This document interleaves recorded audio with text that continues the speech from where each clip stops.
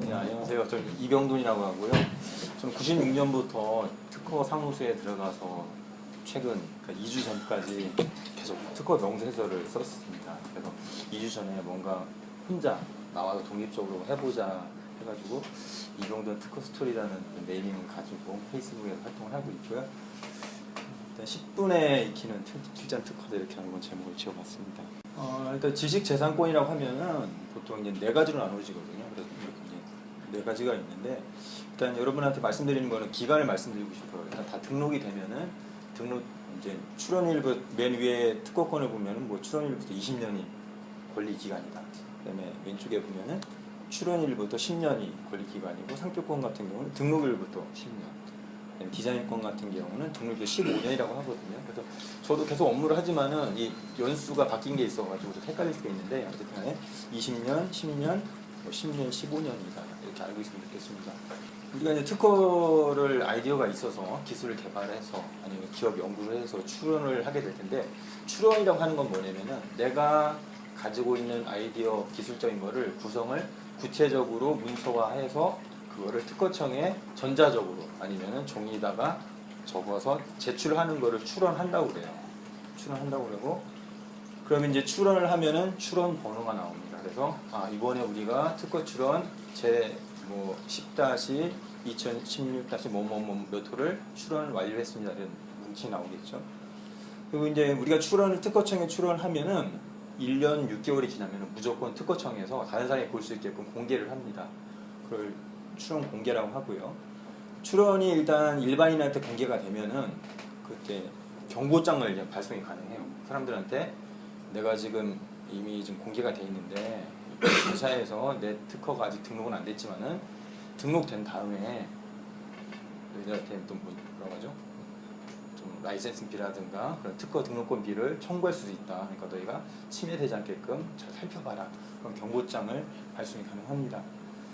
우리가 특허 출원할 때 심사 청구를 한다고 그러는데 심사 청구 의무는 뭐냐면은 우리가 특허를 출원하면서 특허청에서 심사를 요청하는 게 있고 우리는 심사 받을 필요가 없어요. 그냥 출원해 놓는 거예요. 그렇게 해서 심사 청구를 심사 청구했을 경우에는 특허청에서 이제 심사를 하는 거죠. 이 정당한 권리로 등록증을 줄 건지 말 건지를 이렇게 심사 청구를 하는 거고요. 그래서 심사청 한 거에 대해서 특허청 심사관이라고 하거든요. 그 심사관님들이 심사를 착수해서 만약에 어떤 그 특허를 등록하기 위한 요건들이 있거든요. 첫째는 뭐냐면 신규해야 된다. 그리고 기존에 나왔던 특허보다는 약간 진보성을 가져야 된다. 그런 두 가지가 있는데 그런 것을 만족하면은 특허가 등록이 되는 거죠. 그래서 이제 거절 이유가 없으면은 특허가 등록이 되는 거고 근데 이렇게 심사를 하다 보니까 똑같은 것이 있었고 똑같진 않지만은 예전에 나왔던 거랑 거의 비슷하고 뭐 유사하다 그럴 경우에는 거절 이유가 나옵니다. 거절 이유가 나오면은 그걸 특허청에서 의견 제출 통지서라고 해서 집으로 배달이 될 수도 있고 특별히 특허 사무소 대리인을 사용하는 경우에는 대리인 쪽으로 이제 전자적으로 오거든요. 그럼 이제 그 전자적인 그 의견 제출 통지서라는 것이 그 출원인한테 이제 배송이 됩니다. 그러면은 의견 제출 통지서를 받은 출원인, 그러니까 출원인은 뭐냐면은 내가 특허를 출원하고자 하는 사람을 출원이라고 하거든요. 그러면은 의견 제출 통지서를 받은 사람은 그걸 보고선 심사관이 지적하죠. 이거는 어떤 내용이 있어가지고 거절을 줄 수밖에 없습니다. 의견을 제출할 게 있으면 의견을 제출하십시오. 그러면은 이제 의견서와 보정서라는 거를 작성을 해서 특허청에 다시 제출합니다.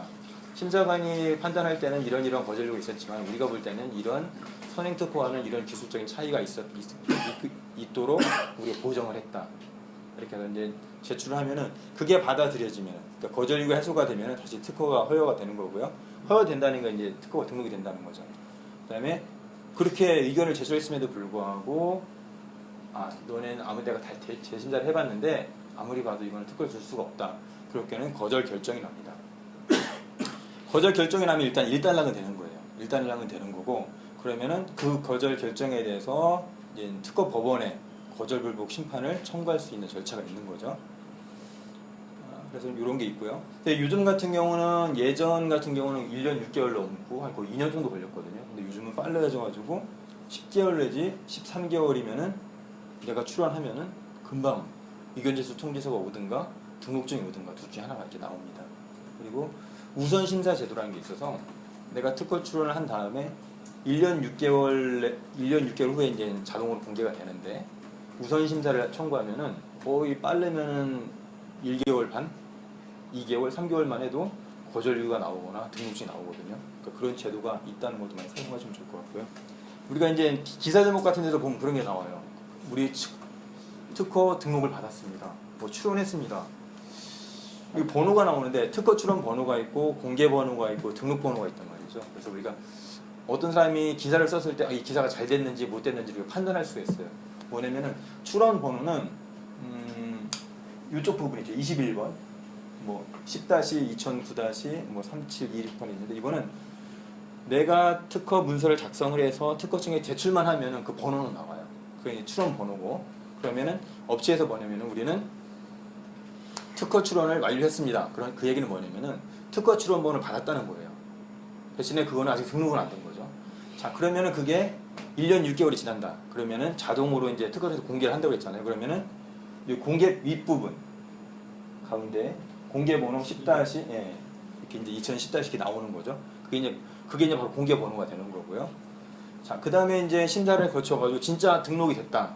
그러면 등록 번호가 나와요. 이렇게 보면 등록 공고라고 나오는데 공고일자 나오고 등록 번호가 나옵니다. 그래서 저 등록 번호가 있으면은 완전히 배타적으로 독점권 행사할 수 있는 특허권이 있는 거고 아직 저 등록 번호가 없는 경우는 이제 배타적이지 않고 가능성을 가지고 있는 거죠. 그렇게 보시면 될 것 같습니다. 그리고 이제 우리가 수많은 기술 내용들을 상세 설명에 적고선 나중에 이제 이 상세 설명 우리가 다 공개를 하는데 이 중에서 여기 이제 밑에 나온 게 특허 청구 범위거든요. 이 청구 범위에 문서로 기재되어 있는 글로 기재되어 있는 내용의 기술에 대해서는 우리가 독점권을 행사하고 싶습니다. 이렇게 해낸 거예요. 만약에 등록이 되면은 뭐냐면은 요 내용을 그대로 쓰게 되면은 특허를 침해하게 되는 거예요. 다른 사람 쓰게 되면은. 그러니까 최소한 이제 이 내용에 대해서 내가 권리를 가지고 있는 거고 만약에 특허청 이제 상세 설명에는 여러 가지를 적었는데 여기에는 안 적었다. 그러면은 안 적은 거는 이 사람의 권리가 안 되는 겁니다. 마음껏 쓸 수가 있는 거겠죠. 그래서 혹시 나도 실무적으로 참조하시면 될 것 같고요. 자, 요거 이제 특허 검색하기죠. 내가 만약 특허 출원을 해야 된다. 다 아시는 분도 있겠지만은 이제 특허 정보의 키프리스학에서 KIPRIS 5월장 KR 이거 특허청에 제출하는 거고요. 특허청에서 운영하는 거고 무료입니다. 여기 들어가시면은 요 가운데다가 치시면은 검색을 할 수가 있습니다. 저도 이걸 활용하고 있고요. 이렇게 이제 맨 왼쪽에 맨 상단에 특허 실용 신안이 있고 누르면 이런 창이 열리고요. 여기다 이제 그 검색 창에다 집어넣는 거죠. 그래서 제가 요즘 이제 대출과 담보에 대해서 관심이 많아가지고 대출하고 담보 이렇게 이제 쳐봤습니다. 이렇게 했더니 1737건이 지금 검색이 되는 거죠. 이거는 지금 상세 설명이든지 발명 명칭이 다 있는 거고 어제 제가 이렇게 이제 해본 거에는 발명의 명칭에만 들어가는 게 한 566건이 되더라고요. 그래서 이 메뉴에 보면 지식재산권 담보대출 방법이 있는데 이거는 지금 공개 등록이 됐죠. 1월 14일 날 1월 14일 날 등록이 돼 있고 제가 요거를 마지막으로 이제 하고 나왔거든요. 그래서 여기서 이제 요 문서를 누르는 거죠. 등록 이제 글자를 딱 누르면 어떻게 되냐면은 이렇게 상세 정보가 뜹니다. 상세 정보가 떠가지고 출원인은 어디고 등록번호는 언제고 이렇게 됐다. 그다음에 상세 정보 보기 공개 전문, 공고 전문, 등록 사항이 있는데 공고 전문을 우리가 누르면은 이렇게 등록 공고가 뜹니다. 아까 말씀드린 대로. 그래서 보면은 공고 일자, 등록 번호가 나오고 등록 일자 나오고 특허 권자가 나오는 거죠. 그리고 옆에 있는 등록 사항을 클릭을 하면은 이렇게 나오는 거죠. 그러면은 권리 사항 해서 특허 등록번호 몇 번, 발명의 명칭은 뭐고 존속기간 아까 20년이라고 했죠. 이건 지금 존속기간 만료 기간이 2033년 11월 14일이니까 이거는 2013년 11월 14일 날 출원이 된 거예요. 그리고 또 옆에 있는 거를 또 통합행정정보를 딱 클릭을 하면은 2013년 11월 14일 날 특허 출원을 해서 여기 4번이죠. 2015년 6월 15일 날 의견 제출 통지서를 받았어요. 그래서 제가 이제 대리인 사무소에 근무를 하고 있었기 때문에 의견 제출 통지서를 받아서 분석을 하고 이게 왜 특허가 돼야 되는지 선행기술하고 차별점을 적어가지고 6번 8월 10일 날, 그러니까 6월 15일 날 의견제시 송서 받았고 2개월 내에 이제 제출해야 되거든요. 그러니까 명세서하고 그러니까 보정서를 적어가지고 5번 항목 8월 10일 날 제출을 했더니 그게 받아들여져서 7번 항목 12월 15일 날 등록 결정서가 나온 거예요. 당신 의견이 맞습니다. 우리가 등록해주겠습니다. 그 다음에 이제 7번이 있고 12월 15일 있고요. 그러면 이제 등록 결정서가 나오면 등록되는 게 아니고 돈을 내야 돼요. 그걸 특허 설정료 납부라고 하는데 설정료까지 납부를 하면은 그래서 이제 바로 이제 일주일 정도 되면은 특허증이라는 게 딱 날라오는 거죠. 근데 제가 알고 있는 어떤 분 같은 경우는 등록 결정까지 받았는데 돈을 안 내가지고 그냥 등록이 무산된 경우가 있습니다. 아까 그 메뉴에 보면은 담보대출 나오거든요. 대출 담보했는데 저 요즘 같은 경우는 저걸 다 클릭해서 다 보고 있습니다. 어떤 기술이 됐고. 근데 제가 여기 보니까 맨 마지막에 보면 비즈 모델 라인이라고 있거든요. 이 업체가 상당히 많이 이제 특허 출원을 했어요. 뭐 3,000건 정도 뭐 등록이 됐다고 하는데.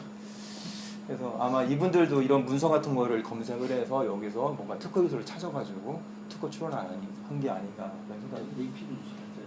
예? AP는 그러니까 어플리컨트라고 그래가 출원인. 출원. 네, 출원인. 비즈 모델 라인이라고 하는 출원인이 2000년 초반에 생겼는데 아직까지도 되게 작업을 많이 하더라고요. 그래서 이런 식으로 한번 해보시면 될 것 같고요. 또 필요한 사항이 있으면 또 나중에 뵙도록 하겠습니다. 감사합니다.